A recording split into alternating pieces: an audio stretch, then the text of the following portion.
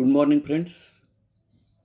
Paper number 11, BSc Part 3, Physical Chemistry. The name of the topic is photochemistry.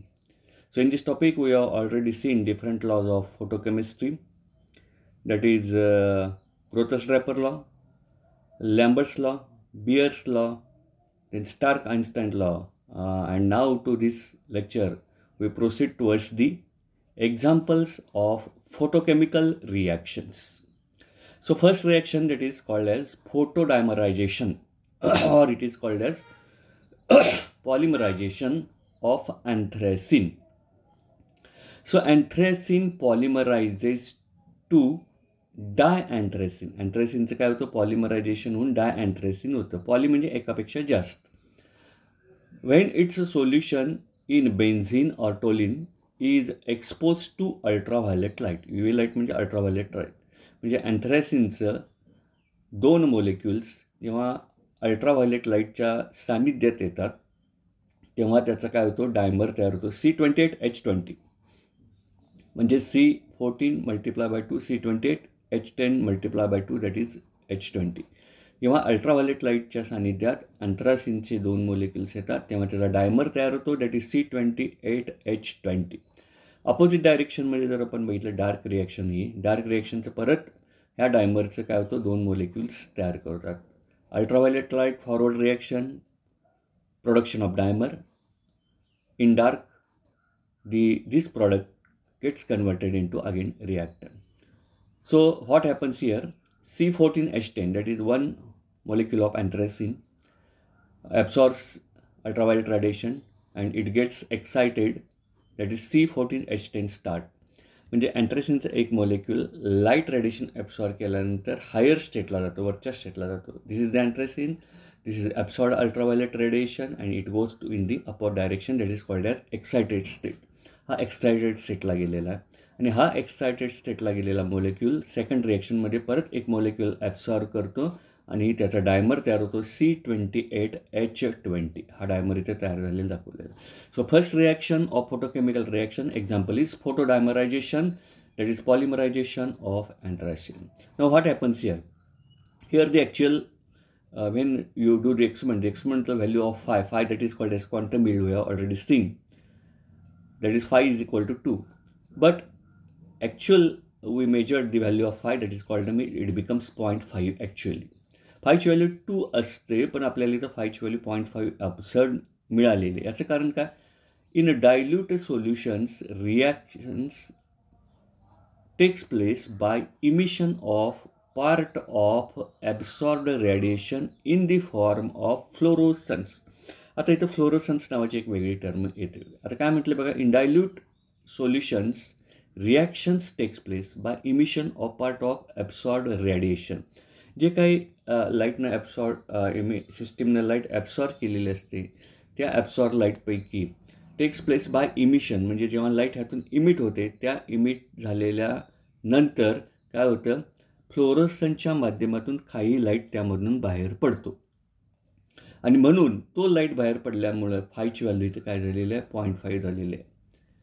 That's why five becomes 0.5. आता इथे काय आहे, five आणि F, and five increases F decreases. F म्हणजे fluorescence आणि five म्हणजे quantum yield. आता ह्या ग्राफमध्ये दाखवलेलं आहे बघा, फायची व्हॅल्यू अशी इकडे इन्क्रीज होत गेलेली आहे. फायची व्हॅल्यू जशी जशी इन्क्रीज होत जाईल तसं तसं तुमचं फ्लोरोसन्स डिक्रीज होत जातो.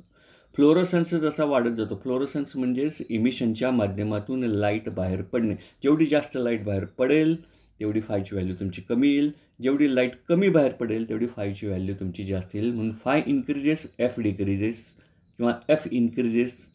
फ्लोरोसन्सच्या माध्यमातून जेवढी लाईट बाहेर पडेल तेवढी फायची व्हॅल्यू तुमची काय होईल, डिक्रीज होत जाईल.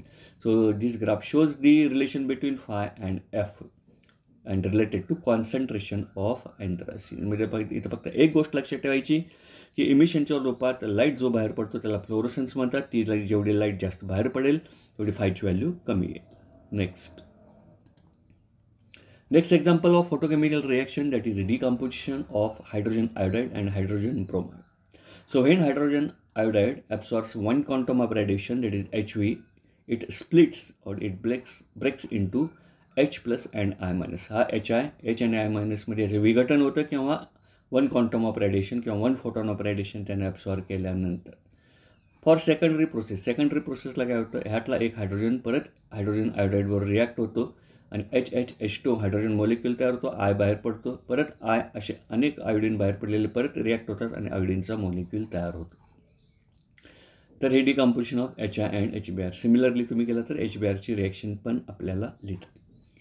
So the overall photochemical process is obtain bye adding all the above reactions. या सगळ्या रिॲक्शन्सची आपण बेरीज केली तर जिकडे जे काही सेम आहेत, आयोडीन सेम आहेत, हायड्रोजन सेम आहेत, ते कॅन्सल होतील आणि ओव्हरऑल रिॲक्शन काय होईल, twice HI it become plus H, 1 quantum of radiation absorb केली आणि इथं काय झालं, हे स्प्लिट झालं, 2 हायड्रोजनचे ॲटम तयार झाले म्हणजे एक मॉलिक्यूल आणि 2 हायड्रोजनचे आयोडीन म्हणजे आयोडीनचा एक मॉलिक्यूल तयार झाला. 2 molecules of HI are decomposed by each quantum of radiation absorbed. Then the value of phi is equal to 2. इथे phi ची व्हॅल्यू किती आहे, 2 आहे. As the reaction proceeds, phi value decreases. Reaction जशी जशी प्रोसीड होईल तसं तसं इमिशनच्या माध्यमातून लाईट बाहेर पडतो आणि तो लाईटला आपण फ्लोरोसन्स म्हणतो आणि त्या जसा लाईट बाहेर पडेल तशी फायची व्हॅल्यू काय होते, डिक्रीज होत जाते. So this hydrogen again reacts with I2 to form HI and iodine अशा पद्धतीनं परत बाहेर पडतो. तर हे दुसरं एक्झाम्पल. पहिलं एक्झाम्पल बघितलं फोटोकेमिकल रिॲक्शनचं dimerization of anthracene. Second example we have seen decomposition of HI and HBr.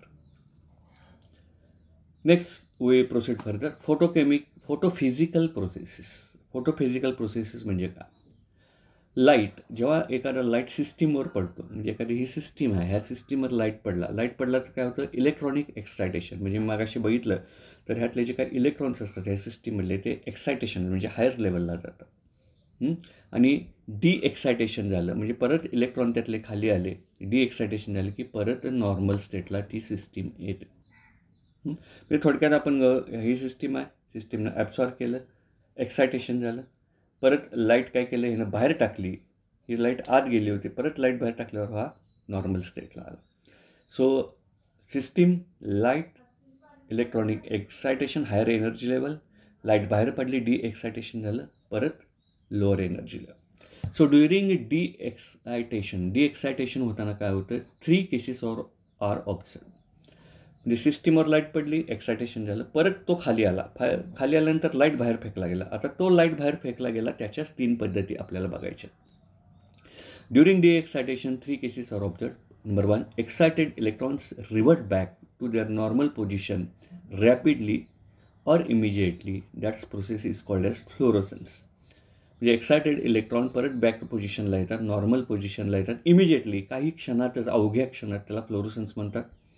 किंवा आपण बघितलं मग अशी लाईट इमिजिएटली बाहेर फेकली जाते. Then excited electron revert back to their normal position after some time. काही वेळानं फ्लोरोसन्सला काय होतं, क्षणात इलेक्ट्रॉन बाहेर पडतात, नॉर्मल स्टेटला मॉलिक्यूल येतो, सिस्टीम येते. परंतु याला फॉस्फोरसन्स म्हटलं जातं. काही वेळानं 10 सेकंद असतील, 20 सेकंद असतील, 30 सेकंद असतील, याला फॉस्फोरसन म्हणतात. फ्लोरोसनची क्षणात बघता आपण लाईट चमकून जातो तसं त्याला फ्लोरोसन्स म्हणतो. आणि फॉस्फोरसन्स काही वेळानं तो लाईट बाहेर पडतो आणि एक्सायटेड इलेक्ट्रॉन नॉर्मल पोझिशनला येतात, त्याला फॉस्फोरसन्स आपण म्हणतो. तर इथं फ्लोरोसन्स आणि फॉस्फोरसन्स या टर्म आपण काय करायचे आहेत, लक्षात ठेवायचे आहेत. आणि नंतरची एक टर्म येते ती केमिल्युमिनेसन्स, ती आपण नंतर बघणार आहोत. सो फोटोकेमिकल प्रोसेस ही प्रायमरी प्रोसेस झाली. प्रायमरी प्रोसेस काय झाली, सिस्टीमवर लाईट पडला, इलेक्ट्रॉन एक्साइट झाले, हायर स्टेटला गेला, हायर एनर्जी लेवलला, इलेक्ट्रॉन परत बाहेर पडले, लाईट बाहेर पडला, परत नॉर्मल पोझिशनला आला. आणि असं नॉर्मल पोझिशनला येताना डी एक्सायटेशन होताना फ्लोरोसन्स काही क्षणातच प्रोसेस घडते आणि फॉस्फोरसन्स काही वेळानं प्रोसेस करते. Photochemical process secondary. These processes takes place directly or indirectly under the influence of light radiations. H2 plus Cl2 twice HL. इथं आपण लाईट रेडिएशन ॲब्सॉर्ब केलं जातं किंवा H2 plus Br2 twice HBr. ह्या सेकंड स्टेजमध्ये direct 2 molecule HClचे आणि 2 molecule HBrचे तयार होतात डायरेक्टली. आणि ह्या प्रोसेसनं आपण आता पुढे जसं जसं केमिल्युमिनेसन्स वगैरे येत जाईल, जॅबलॉन्स डायग्राम वगैरे आहेत त्या डायग्राम आपण ह्याच्या साहाय्यानं पाहणार आहोत. तर इथंपर्यंत हा टॉपिक आपला आता पूर्ण होतो आहे. पुढच्या तासाला आपण परत भेटू. काळजी घ्या, सोशल डिस्टन्स पाळा, सॅनिटायझरचा तुम्ही वापर करा, वाफ वगैरे घेत चला, घरच्यांची काळजी घ्या, तुम्ही स्वतःची काळजी घ्या, सेफ राहा. Have a good day. Thank you very much.